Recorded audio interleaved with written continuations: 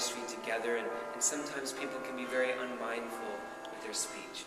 They might say, for instance, oh, that minister is too theatrical. I can't believe it. It's just too much. We're applauding in the church. Everything is such a production. He has his own YouTube. He has his own .org. Do you realize he is so narcissistic, he even dresses like Liberace, for example.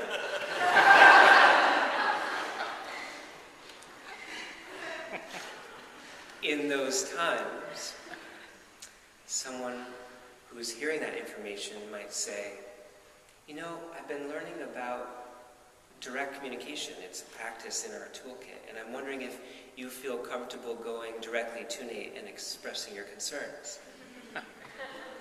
Oh, you do? Okay. Let me know how it goes. You don't? Okay. Would you like me to go with you? And something happens.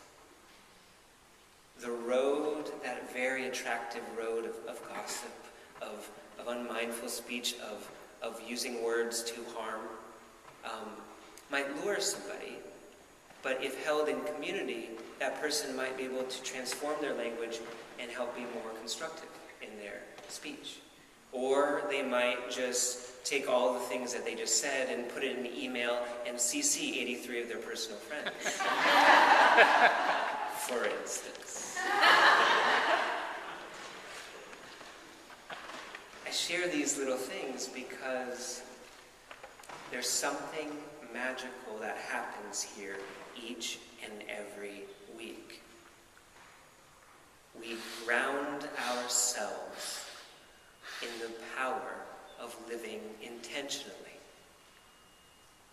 We ground ourselves in the power of living in community, which is messy. All kinds of complicated things happen, and we might get very upset or emotional about certain changes. For example, you might see a change, like the chalice, which is normally on this pedestal, is actually moved over here. And do you know that I have been on the chalice committee for 83 years, and we have never moved that chalice there? I am so angry, I want to throw the piano bench at you. Now, if someone said that to you before you looked at the toolkit, you might have interpreted that as a threat.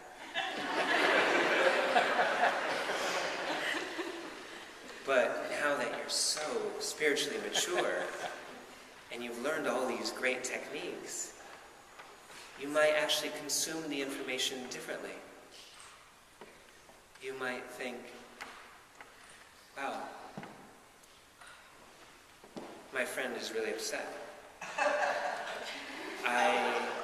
I wonder if my friend who is speaking to me in that way about this chalice, I wonder if that's how they speak to their partner, or their children, or themselves. And in that way, we use our imagination to put ourselves in the other person's shoes. And we start to apply the techniques of nonviolent communication and help them express their needs. Oh, so it sounds like you have a need to be respected. I'm sorry, we are all roommates in this great, beautiful home, and I didn't consult you about that matter, and I wasn't being a very good roommate. I'm sorry. But to clarify, it is not appropriate to throw the piano bench at somebody, right? You know that? Okay, good. So we can both set boundaries and use our language to open up meaning rather than demean one another. And so it's in that context we begin to identify each other's needs and then articulate our shared values. Oh, we both value having a say in the things that concern us. Great, let's build a process for that. Or we might be able to listen to things differently. For example, there's a guy named Newfield who developed this term, language as a generative act. And he makes a distinction between facts. For example,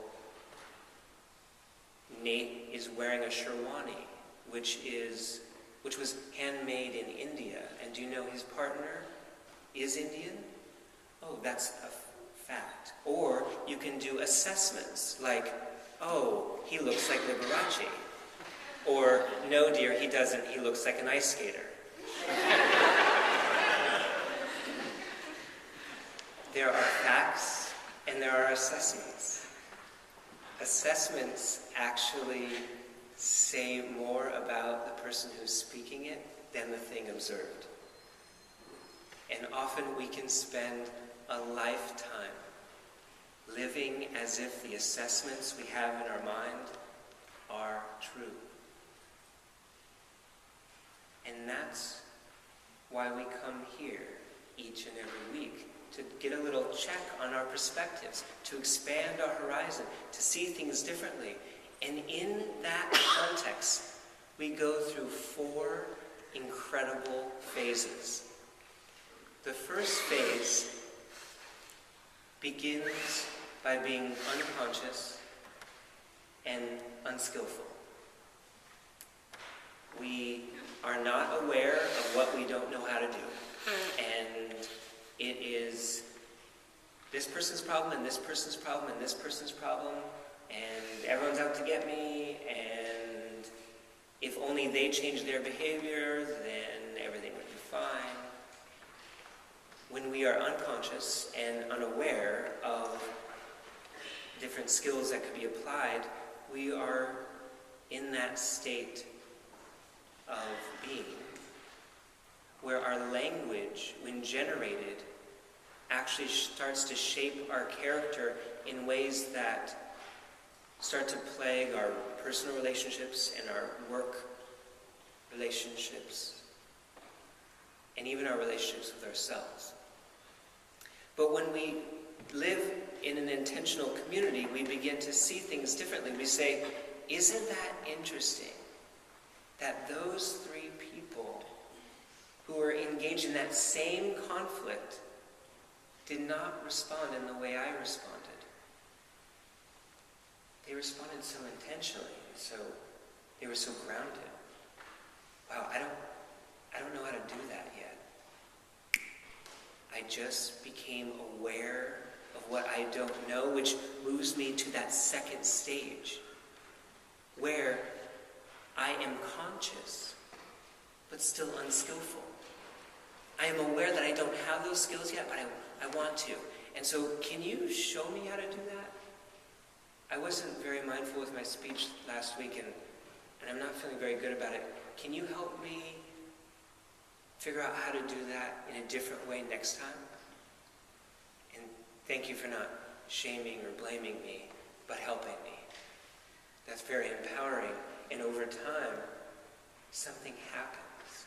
We begin to try those little tools and apply it here and there, and we become a little more skillful and a little more skillful, and soon we're in that third of the 4 stages where we are conscious and skillful. We are aware, and we start to treat each encounter with each person as a game, as a very interesting experiment in meaning-making. And each time we come here, we contribute to what we all seek to create, which is a learning community, a holding ground in which we can learn and grow. And in that time, we reach that third stage as individuals and as a collective, where we are conscious and skillful. With many moons of engaging in those practices, over time, we begin to pass on these skills to the next set of leaders and cultivate a culture of mindfulness, a network of mutuality. And in doing so, we collectively reach that 4th stage, and that is unconscious and skillful, meaning it's second nature. It's beyond a habit. It's ingrained in our character, in who we are, and when conflicts arise, the community is able to envelop those who are still on that continuum, and in turn, we begin to give a gift not only of our presence, but also of the insights, the same ones that were passed on to us. And that is what we do with this communication toolkit, week after week.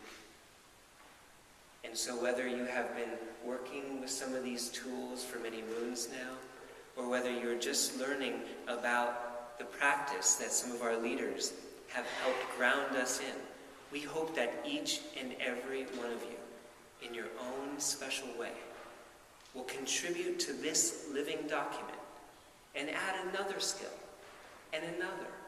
Refine it, try it out, talk about it, reflect on it, and build that collective language so that our actions can generate a feeling of mutuality and interconnectedness. So it's in that spirit. I want to close with the words that are on the cover of this first draft of the toolkit. And it says very simply, if you sow a thought, you reap language. If you sow your language, you reap action. If you sow your actions, you reap your habits. If you sow your habits, you reap your character. If you sow your character, you reap your destiny.